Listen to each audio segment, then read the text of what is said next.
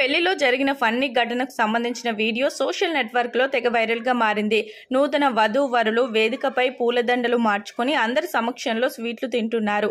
ముందుగా వధువు వరుడికి రసగుల్లా తినిపిస్తుంది. అప్పుడు రసగుల్లా తీసుకున్న వరుడు వధువుకు తినిపించే ప్రయత్నం చేస్తాడు. నేను స్వీట్లు తినడానికి ఇష్టపడను అంటూ వధువు వరుడితో చెప్పింది. అయితే వరుడు వధువును బలవంతంగా రసగుల్లా తినిపించడానికి ప్రయత్నం చేస్తాడు. వరుడు బలవంతంగా మిఠాయి తినిపించినప్పుడు వధువు అకస్మాత్తుగా కోపంగా తను పట్టుకున్న మిఠాయి ప్లేట్ను నేలపైకి విసిరికొట్టి వరుడిని తోసేస్తుంది. అలాగే తను స్టేజ్ నుంచి కిందికి పడిపోతాడు. అంతటితో ఆగకుండా కోపంతో వరుడిపైకి దూసుకెళ్లి నాకు స్వీట్లు ఇష్టం లేదని చెప్తే వాటిని తినిపిస్తావా అంటూ ఆమె వరుడిని తిడుతూ తనని తంతుంది.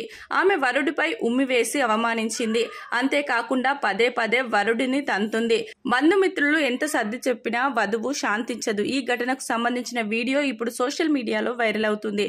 సోషల్ మీడియా వినియోగదారులు దీనిపై వివిధ స్టైల్స్ లో స్పందిస్తున్నారు. అయ్యో ఈ పెళ్లి కూతురి కోపం మామూలుగా లేదు అని కొందరు అంటుండగా మరికొందరు అయితే ముందు వరుడి పరిస్థితి అర్థం అవ్వట్లేదు అని కామెంట్లు చేస్తున్నారు.